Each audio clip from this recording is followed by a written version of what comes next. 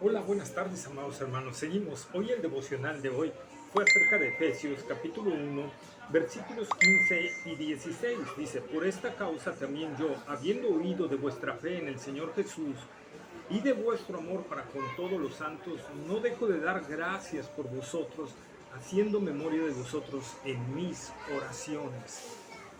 Por tal, o sea, por esta causa también yo. ¿Por qué causa? Por la causa de entender, hermanos, que hemos sido rescatados, redimidos por pura gracia de Dios. Desde el proceso de la elección hasta el proceso de la glorificación, es pura gracia lo que recibimos. Por eso Pablo, repito, exclama en Efesios 1:3 que hemos recibido del Dios el Padre toda bendición espiritual en Cristo. Recuerda, todo lo hemos recibido en Cristo Jesús. Es al estar unidos en Cristo Jesús que nosotros recibimos todas estas bendiciones de Dios. Y Pablo dice, por esta causa, ¿por qué causa? Por la elección, la predestinación, la adopción, la redención, ¿verdad? Y las garantías que Dios nos ha dado en todo esto y por las riquezas de la gracia que Dios hizo sobreabundar para con nosotros. Pablo dice, por esta causa, ¿verdad? Y además dice, yo habiendo oído que ustedes tienen fe en el Señor Jesucristo y de vuestro amor para con todos los santos. Es muy importante esto, hermanos. Si tú tienes una fe real en Cristo, es una fe que se muestra. No hay una fe salvífica oculta. No hay una fe salvífica secreta. Eso es una mentira. La verdadera fe se muestra. La verdadera fe te palpa, te siente. El mundo exterior la va a sentir. Por eso el Señor dijo, el mundo los va a aborrecer, porque precisamente van a sentir la fe de uno. Es decir, se va a mostrar en nuestro comportamiento, en nuestra acción. Es un ejemplo. Eso Pablo no solo lo dice en Romanos, lo dice en Efesios también, lo dice en la epístola a los tesalonicenses, en su primera epístola, que vuestra fe se divulgó por toda esa región. O sea, hermanos, una fe viva, que ha entendido que fue escogido por gracia, solo por la gracia de Dios, no nada en Él, o sea, en nosotros no hubo nada que determinara que Dios nos escogiera. Y entiende el gran favor que recibió y de lo que ha sido rescatado. No hay de otra, hermanos, más que una reacción de agradar y glorificar a Dios por amor y por agradecimiento de lo que Él ha hecho. Ahora, esa fe salvífica se va a mostrar. Por eso Santiago no está hablando de fe y obras. Santiago está hablando de la fe que lleva obras o la fe que produce obras. Esa es la fe verdadera, esa es la fe salvífica, esa es la fe que en verdad ha entrado a tu corazón, la que Dios te ha concedido para que puedas creer en Cristo Jesús. Entonces, amados hermanos, Pablo dice, yo veo esa fe en ustedes. Es decir, es una iglesia que se siente el testimonio, hermanos, ¿verdad? Nosotros tenemos igual, si hemos creído en Cristo, si hemos en realidad entendido que hemos sido salvos por pura gracia, nada de nosotros determinó que Dios nos salvara, nada más que nuestro pecado, es lo único, ¿verdad? Entonces nosotros necesitamos ver esto por la fe en el Señor Jesucristo y dice, y de vuestro amor para con todos los santos. Hermanos, cuando nosotros nos volteamos a ver a nosotros y vemos el amor que hemos recibido, como dice el apóstol Juan en su primera carta, capítulo 3, versículo 1, dice, mirad cuál amor nos ha dado el Padre para que seamos llamados hijos de Dios. Cuando tú entiendes que no merecías nada de ese amor, cuando tú lo entiendes que lo único que merecías era condenación, no amor, no misericordia, no gracia, es más, gracia va contrario a merecimiento. ¿Ok? Entonces, cuando tú entiendes que no merecías nada de Dios, que lo que merecías realmente era el infierno, eso es lo que merecíamos. Ese era el justo juicio de Dios. Es más, cuando el apóstol Juan escribe en Juan capítulo 3, versículo 17, que Jesús no vino a condenar al mundo, sino a salvar, no está diciendo que no va a condenar al mundo. Lo que está diciendo es que el mundo ya está condenado, porque eso lo dice el versículo 18. El mundo está ya en condenación.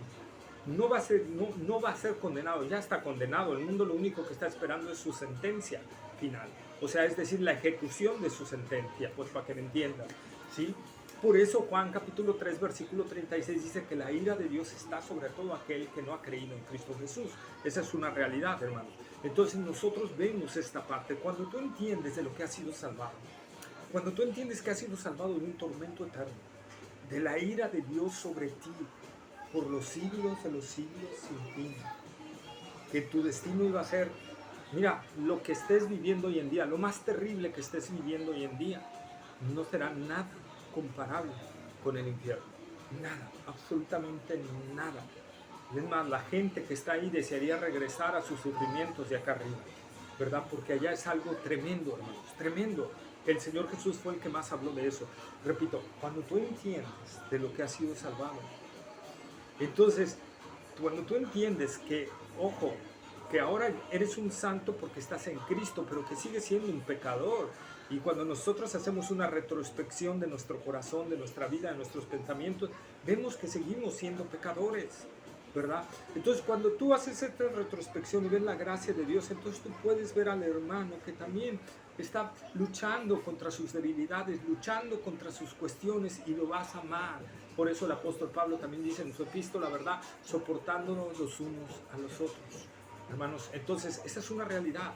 Nosotros tenemos, hermanos, que hablar, o sea, amar a los hermanos y hablarles con amor. Y cuando vayamos a corregir a un hermano, tenemos que ir a corregirlo en amor. Cuando vayamos a juzgar a un hermano, tenemos que irlo a juzgar en amor. No buscar destruirlo, no buscar hacerlo pedazos, añicos y golpearlo. Y ya de por sí lo golpeó el pecado, ya de por sí lo golpeó el enemigo. Y venimos nosotros los cristianos y todavía lo rematamos. Pues no, hermanos. La restauración siempre tiene que... La disciplina, más bien dicho, perdón, tiene que buscar la restauración del hermano. No podemos hacerlo de otra forma. Y eso el mundo empieza a decir, ay, hay algo diferente en estos cristianos. Mira, se aman a pesar de sus diferencias, se aman y se apoyan y se ayudan entre sí. Por eso es que la iglesia de Hechos impactó su generación. Porque, ¿qué decían? Que los judíos que no querían acercarse a los cristianos por temor a sus líderes, ¿verdad? Pero dice, pero reconocían que Dios estaba con ellos. ¿Y por qué reconocían que Dios estaba con ellos? Veían la forma en la que se trataban, veían cómo convivían entre ellos, veían cómo se ayudaban entre ellos, veían cómo llevaban sus cargas los unos por los otros, veían cómo oraban los unos por los otros, veían cómo se abrazaban, no importando condición social, económica, política.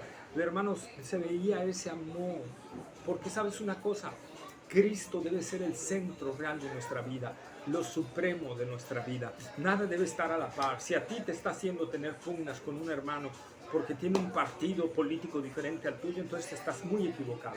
No estás aplicando el amor. Y es una muestra de que algo no está bien. De que a lo mejor tienes un ídolo ahí en tu corazón llamado partido político, ¿verdad?